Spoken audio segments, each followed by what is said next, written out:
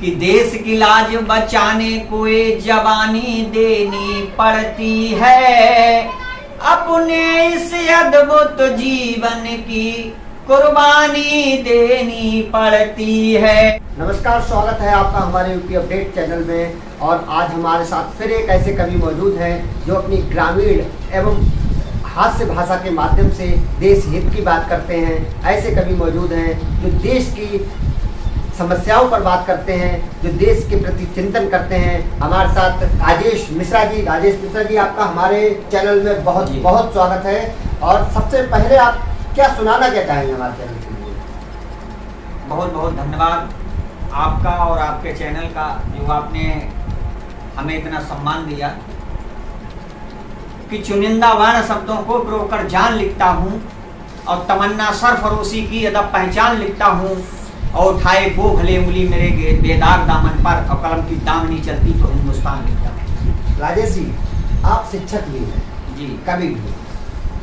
शिक्षा के क्षेत्र में एक शिक्षक होते हुए आप कविता के लिए कैसे समय निकालते हैं? ऐसा है कि साहित्य जो है, शिक्षक का दायित्व जो दायित्व करता है वो साहित्य से अवश्य ही जुड़ा होता है। जैसे संगीत भी एक साहित्य है। मैं जब हाई स्कूल में, मैंने 99 में हाई स्कूल किया जनता टेक्निकल इंटर कॉलेज से। हाँ, मैंने 1999 में एक गज़ल गाई, बजा के हारमोनियम से सुनाई थी कि सरफरोशी की तमन्ना अब हमारे दिल में है और देखना है जोर कितना बाज हुए कातिल में है। वहाँ मुझे पारितोषिक दिया गया, तो मैं उस समय कम अवस्था में था, उससे मुझे बड़ा उत्साह मिला।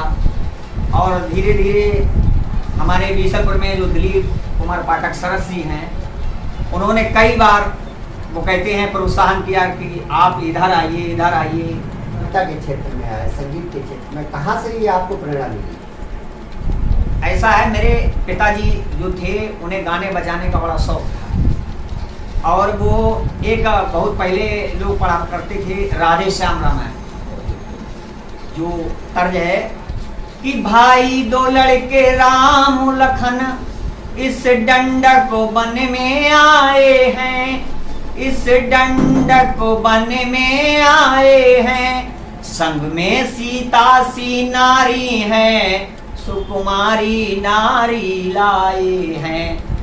तो ये तर्ज मेरे पिताजी ने सबसे पहले, सरल भी थी, मुझे बजाना सिखाया। उसके बाद मुझे ओम जय जगदीश है जो संगीत से जुड़े हैं, बड़ी कठिन थी, वो सिखाया। मंच आपने साझा किया था, तब आपकी क्या अवस्था रही थी और आप क्या, मतलब पहली बार जब मंच पर पहुंचे तो आपके क्या मन में चला, और सबसे पहली कविता आपने कौन सी सुनाई थी? सबसे पहला मंच मैं, ऐसा है, 97-98 से ही लगभग छोटे छोटे मंचों पे जाने लगा। उसके बाद मुझे आगे रास्ता मिला और अपने कवियों की, आप सभी के आशीर्वाद से, आप सबकी दुआ से काफ़ी बड़े बड़े मंचों को भी मैंने शेयर किया। तो 4 पंक्तियाँ रखता हूँ कि एक माता के जने वो लड़ रहे हैं मेड़ पर, एक माता के जने वो लड़ रहे हैं मेड़ पर, और कुछ लड़े बालों के बंटवारे में देखो भेड़ पर, और भिड़ गए कुछ भवन में कमरा जिन्हें छोटा मिला, और कुछ मुकदमा लड़ रहे हैं पाप लड़की भेड़ पर। मैंने इन चीज़ों को ग्रामीण अंचल में देखा, और देखा तो ग्रामीण से ही मैंने शुरुआत की। रामायण से मेरा लगाव था, तो रामायण पर भी मैंने छंद लिखे थे। आगे इसी प्रकार मेरा कारवां चलता गया। ग्रामीण स्तर पर, गांव स्तर पर देखा जाए तो तमाम बड़ी समस्याएं होती हैं जिन पर हम लोगों की नज़र नहीं पड़ती, जिन पर शासन प्रशासन की नज़र नहीं पड़ती। ऐसी समस्याओं पर आपने कभी कुछ लिखने का प्रयास किया है क्या?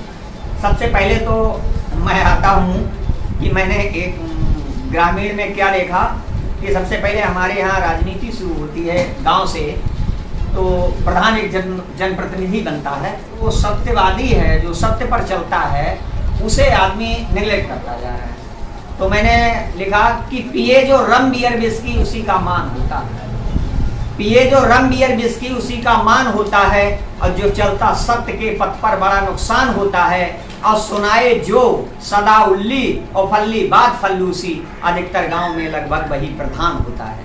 बहुत सुंदर। बीडीसी चुनाव आया, ब्लॉक प्रमुखी का दौर चल रहा था। लोगों ने कहा कि प्रमुखी का दौर है, 4 पंक्तियां उस पर रखी, आपके समक्ष रखता हूं कि सुरसा के समान जिसका मुख होता है, सुरसा के समान जिसका मुख होता है, और गुप्तचर का एक पर्यायवाची दुर्मुख होता है, और चुनाव के समय जो बीडीसी सदस्यों की पकड़ करवा ले, अधिकतर इलाकों में वही ब्लॉक प्रमुख, अधिकतर इलाकों में वही ब्लॉक प्रमुख होता है। अजय जी, आपने मौजूदा राजनीति की बात की, तमाम चीज़ों पर बात की। राजेश जी, ऐसा प्रत्येक कवि के साथ होता है कि वो मंच पर बैठा होता है और मंच पर कविता सुना रहा होता है और कभी उसका मजाक बनने लगता है, नीति जनता उसकी मजाक बने। आप ऐसा कभी हास्य का पात्र बने हैं? हाँ, हुआ है कई बार। जैसे नई जगह अगर जाओ तो आजकल क्या है, जो मीडिया में छाया हुआ है या जो ज़्यादा है वो ज़्यादा पसंद करता है। दूसरा एक चीज़ और आ गई कि अब आदमी मतलब जो डेकोरेशन है, सुंदरता है, सजावट है, इस पर भी बहुत जाने लगा।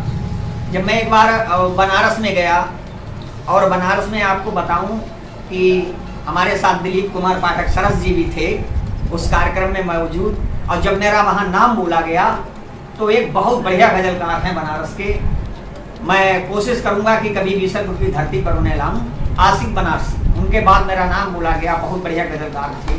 तो मैंने सोचा कि थोड़ा हास्य का पात्र बना। लोगों ने देखा मुझे कि बड़े ढीले ढाले हैं, तो मैंने भगवान श्री राम को सुमिरा। जब कहते हैं कि कोई संकट होता है तो अपने इंसान आराध्य को सुमिरता है, तो मैंने रामायण से 2-1 छंद उठाए और वहीं से मैंने उन छंदों की शुरुआत की। लेकिन माँ शारदे की और यीशु की ऐसी कृपा रही तो उन पर ठहाके बजे और मुझे प्रोत्साहन मिला, और आगे कविता में अच्छा हुआ। बस अड्डे पे देखा तो बस अड्डे पे क्या था, पहले क्या थे, लोग सीट घेर लिया करते थे, और जब भी कोई सवारी पहुंचती थी तो वो कहते थे नहीं मेरे साथ सवारी है, सीट खाली पड़ी रहती थी। लेकिन मैंने जो वहाँ देखा उस चीज़ को लिखने का एक छोटे से ढंग से प्रयास किया, आपके समझ रखता हूँ कि एक बार मैं पीलीभीत से बस में बैठा, एक मोटा आदमी मुझ पे कुछ इस तरह ऐठा। मैंने उससे पूछा भाई साहब कोई सीट पर है? वो मुझसे बोला तुम्हें दिखाई नहीं देता मेरा खुर किधर है?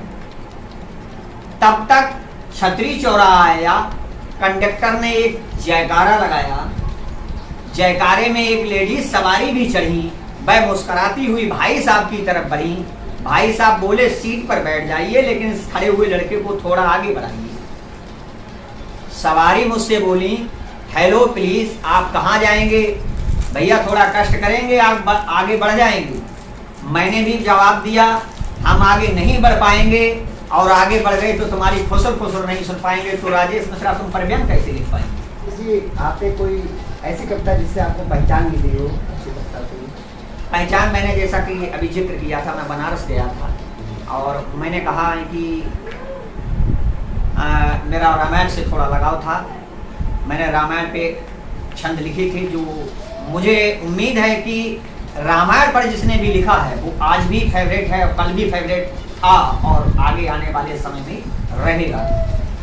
तो मैंने वो रामायण पे कुछ छंद लिखे थे, निवेदित करता हूँ रामायण के छंद कि भगवान मर्यादा पुरुषोत्तम जो हैं उनको हम भगवान भी मानते हैं, कोई महापुरुष मानता है, मैं उन्हें देशभक्त भी मानता हूँ, क्योंकि वो जिस अवस्था में बन के लिए गए थे शायद आज के युग में उस अवस्था में बन जाने के लिए शायद कोई ही युवा तैयार हो। लेकिन कुछ घनाक्षरी छंद निवेदित किए हैं, देव को घनाक्षरी रखता हूँ आगे कि देश की लाज बचाने को जवानी देनी पड़ती है, अपने इस अद्भुत जीवन की कुर्बानी देनी पड़ती है कि यज्ञ का विध्वंस रोका, राक्षसों का वंश रोका, ताड़का मरीच को भी टिकने दिया नहीं, तोड़ दिया बारबंड कर दिए खंड खंड, सिया के विश्वास को भी झुकने दिया नहीं,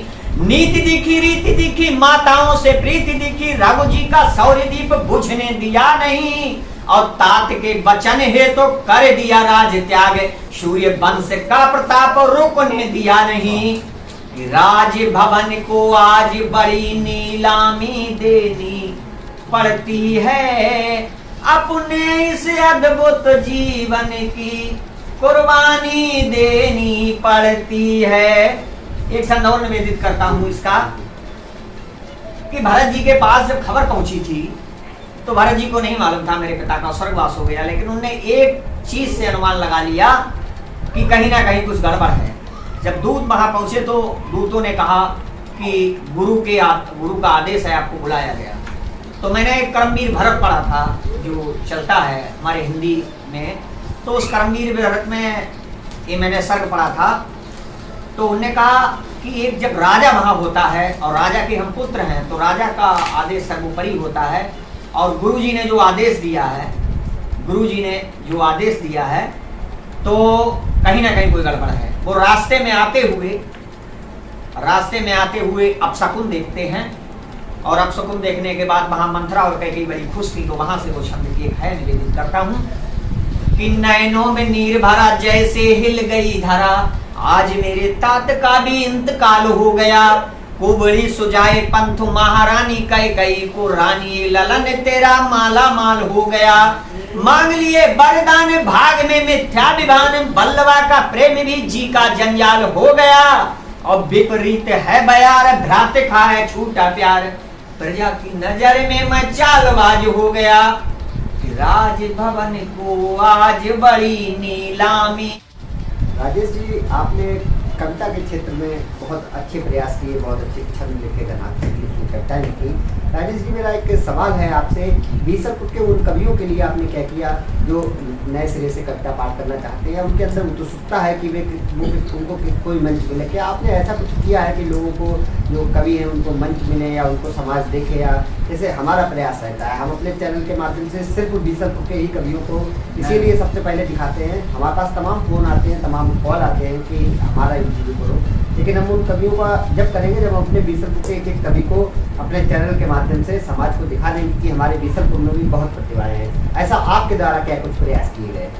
जी, बहुत अच्छा आशुतोष जी, आपके द्वारा प्रश्न किया गया कि हम साहित्य से जुड़े हैं, तो प्रयास करें कि साहित्य में जो पौध है वो आगे बढ़ती रहे। हमारे यहाँ वयोवृद्ध जो लोग थे, वरिष्ठ लोग थे, उन्होंने संस्थाएं चलाई, हम लोगों को इस मुकाम तक पहुंचाया। भले ही जानकारी ना हो लोगों को, लेकिन हम लोगों को इस मुकाम तक पहुंचाया कि कई प्रदेशों के मंच हम लोगों ने साझा किए, कि उन लोगों का आशीर्वाद रहा। तो हमने एक संस्था का निर्माण किया, हमारे बीसलपुर में कोई राष्ट्रीय संस्थाएं नहीं थी, विश्व जन चेतना ट्रस्ट भारत। 30/11/2018 को मैंने उसका राष्ट्रीय रजिस्ट्रेशन, मैं राजेश मिश्रा और हमारे साथ हमारे कंधे से कंधा मिलाकर चलने वाले आदरणीय दिलीप पाठक सरस जी और हमारे गुरुजी वयोवृद्ध आदरणीय कौशल कुमार पांडे आज जी, तीनों लोगों ने मिलकर एक संस्था बनाई, विश्व जन चेतना ट्रस्ट भारत,